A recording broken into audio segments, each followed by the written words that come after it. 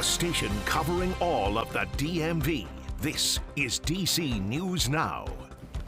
Thank you for joining us on DC News Now. I'm Shanika Grimshaw. We're going to get to your top stories in just a minute, but first let's check weather with meteorologist Jackie Layer. Jackie, so yesterday we had a stormy night and just a lot going on there, but hopefully it's clearing up today. Yeah, well, out there right now we are starting off with some rain showers as that cold front continues to slowly lift its way off towards our east. So by noon we should be seeing those drier conditions, mainly cloudy skies, eventually seeing some more of that sunshine breaking out later on this afternoon and evening. Still a few clouds around though, but overall more sunshine overall. And we'll see high temperatures climbing back in those middle 80s for much of the area. We'll be a little bit cooler for areas farther south and east, where those clouds do linger a little bit longer compared to areas farther off towards the north and west. At sunset, we'll be at 8:37 this evening with temperatures right around 80 by that point. So again, any shower chances continue to fade away later on today, and then overnight tonight mainly clear skies. And tomorrow looking really nice. July 4th also looking really nice. I'll have more details on that coming up.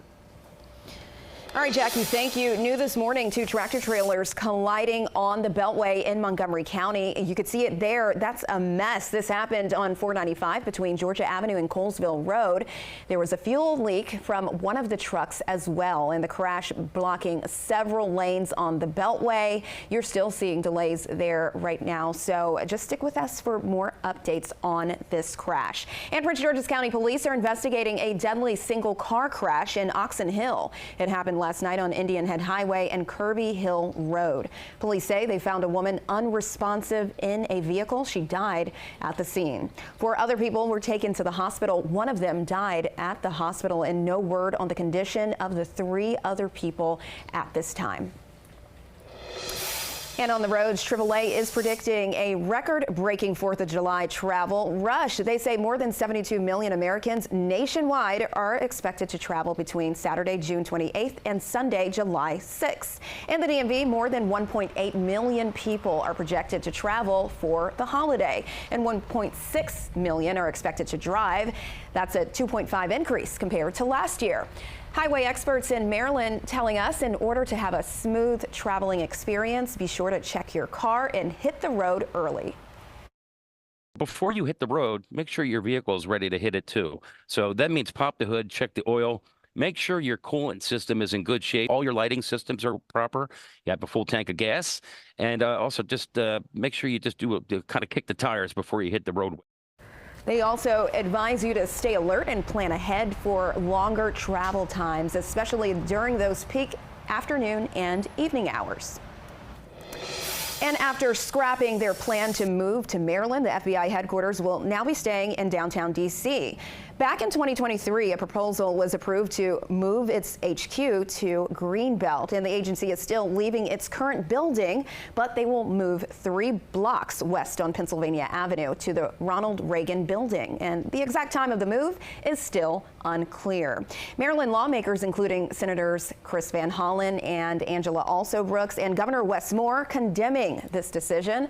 They put out a statement saying, quote, "Not only was this decision final, the Congress appropriated funds specifically for the purpose of the new consolidated campus to be built in Maryland. And that's why we will be fighting back against this proposal with every tool we have." And in the district, juvenile curfew will now be at 8 p.m. in some parts of the city. D.C. Council passing emergency legislation in response to repeated issues with large teen gatherings in areas like Navy Yard and the Wharf. There was already a curfew in place, but what's new is the enhanced curfew zones.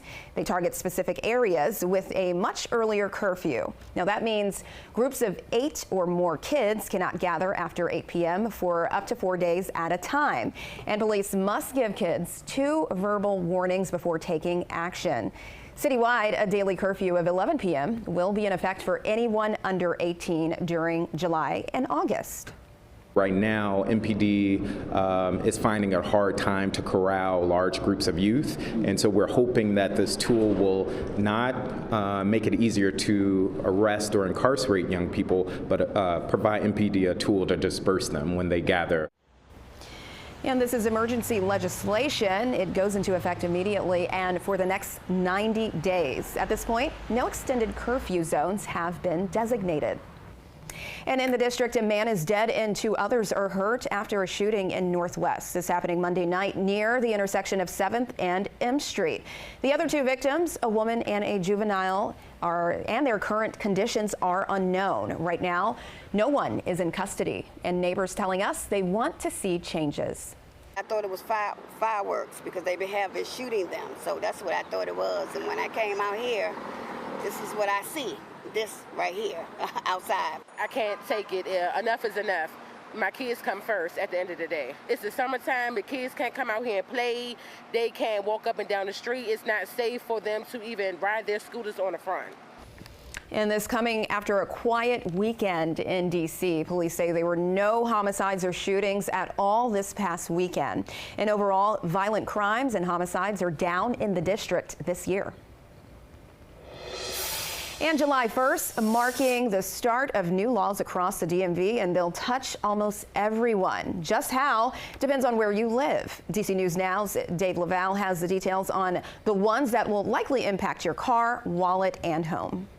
I think that's a good thing. Norvina Toure is glad to see district employees getting a pay raise. Tipped workers will see their minimum wage go up to $12 an hour from $10. Non-tipped employees will see their hourly pay increase to nearly $18. Toure says every bit helps. Living in this city, this is very expensive, so I feel like you need that money to live comfortably. Leaf blowers are still allowed in Montgomery County, but as of Monday, no more gas-powered ones. County leaders approved the ban exactly a year ago, along with the sales of them to protect people's health and the environment. DeAndre Webb is okay with that, but has some concerns. I'm more interested in housing prices, schooling, things of that nature versus what's taking up these leaves, but I guess they know best, right? Violators will be fined $500. Virginia is now cracking down on how people will travel in cars.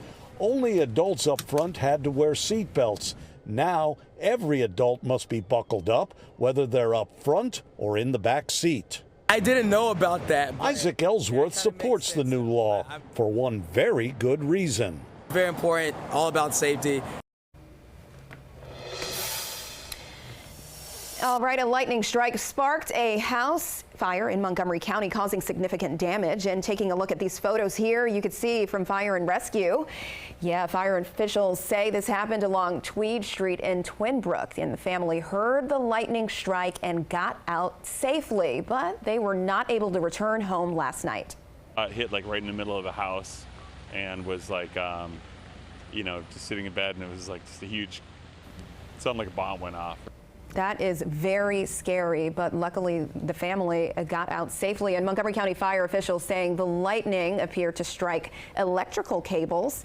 And the family tells DC News Now that they're thankful no one was hurt. Yes, so grateful to hear that. And let's talk to meteorologist Jackie Lair. Jackie, yeah, those storms yesterday was just really powerful. Yeah, they were very strong, and we also had that severe weather yesterday. A lot of lightning with some of those storms as well. And thankfully, yeah, no one was hurt in that house fire there from that lightning strike. But anyway, out there this morning, starting off with a few lingering showers, but those are continuing to dissipate at this point. We'll see a gradual clearing of those skies. So today, not quite as active as what we had yesterday. We're going to continue to see drier conditions later on this afternoon. And we'll see that gradual clearing from the north and west to the south and east. So areas south and east, like southern Maryland, likely tracking the cloud cover through at least the middle of the afternoon before eventually we do see more of that sunshine. It'll be seasonable and sunny out there tomorrow, and then nice and comfortable as we look ahead towards Friday for the 4th. Some more details on that coming up. But let's talk about Futurecast through the day today. Mix of sun and clouds. Now, some of the models still showing that chance for a spot shower to pop up later on today, but overall we are drying out after all that severe weather yesterday and some of the showers we woke up to this morning. That cold front continuing to exit. We'll see those high temperatures today varying to the 80s across the area. Overnight tonight falling back down into those 60s to low 70s, mainly clear skies, and really looking nice out there for tomorrow with high temperatures into the upper 80s. 80s under plentiful sunshine. But we do have a doubleheader at Nats Park today. Yesterday's game was postponed thanks to the severe weather. We're talking about that game, first pitch 105, the rescheduled game. We're talking about temperatures right around 80 at first pitch, lower 80s by the end of the game, and we'll see decreasing cloud cover through that first game. This evening's game will also continue to see decreasing cloud cover, partly cloudy skies at first pitch at 6:45, mainly clear skies by the end of the game. Temperatures falling from the lower 80s at first pitch back into those upper 70s as we look a little bit after sunset this evening. Highs today will vary through those 80s, lower 80s south and east, upper 80s farther off towards the north and west where we break out in that sunshine a little bit earlier compared to areas eastward. Lows tonight back in those 60s to low 70s, and then tomorrow back in the upper 80s, seasonable sunshine, and also tracking that humidity dropping ever so slightly tomorrow, and that will continue to drop into your July 4th holiday. Friday looking really nice out there. Temperatures back in those middle 80s, and we'll also see that lower humidity too, making it feel great out there. So great for any of those outdoor plans you may have for the 4th, whether it's cookouts, whether it's parades or both, or if you're heading out for those fireworks later on in the evening. Still looking nice out there too. We're still tracking the dry conditions for that. And then as we look ahead towards Saturday and Sunday, high pressure in control, providing us with dry conditions out there both weekend days as high temperatures will start to climb. We're talking about back into those upper 80s both Saturday and Sunday. We'll be close to 90 on Sunday with that humidity building back in, and we'll see those lower 90s as we start off that next work week. All right, looking good, Jackie. Thank you. Now a warning for families about the dangers of fireworks. And for the most part, they're illegal in the DMV. DC News Now's Kevon Dupree breaks down the rules and safety guidance from first responders. Fire departments from the district, Maryland, and Virginia all gathered at the Montgomery County Public Safety Training Academy Tuesday, urging people not to use fireworks this holiday weekend. Fireworks are dangerous. Leave them to the professionals. Fire officials across the DMV convening in Montgomery Village Tuesday to raise awareness about the dangers of fireworks ahead of the 4th of July. They cause fires, serious injuries, and put lives at risk. In Maryland, all fireworks are illegal in Montgomery and Prince George's counties, and the consequences for breaking that law could be costly. Up to $1,000 in fines and 6 months in jail.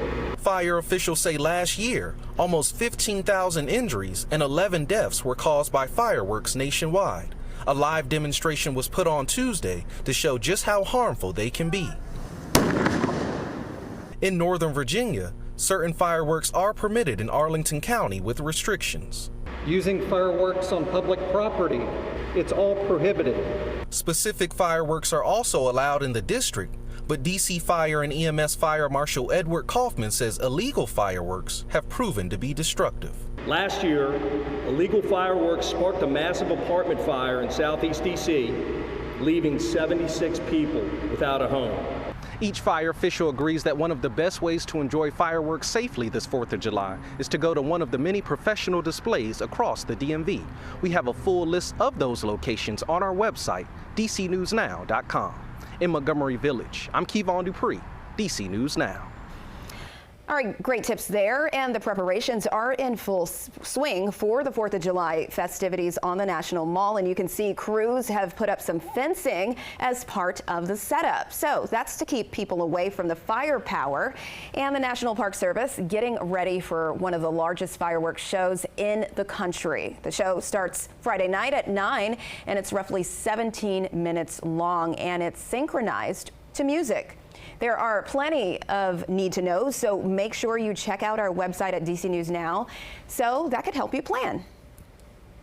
And in Western Maryland, Hagerstown is hosting 2 4th of July celebrations on Friday, both events involving fireworks. The Hagerstown Boxcars will be lighting fireworks following their baseball game at Meredith Park. And the city is hosting a fireworks show at Fairgrounds Park. That's Friday night at 9:30. City leaders are telling us they're excited to celebrate the holiday.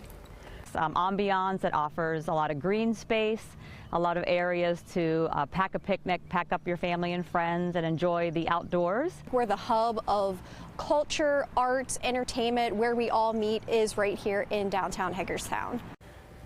That looks like a really good time. And the city is also hosting a Caribbean festival this weekend. There will be a salute at Bloom Park to Hagerstown veterans who served in the Spanish-American War. All right, that's all the time we have for you this morning on DC News Now. Be sure to stick around for more news and weather that's coming up on the news at noon.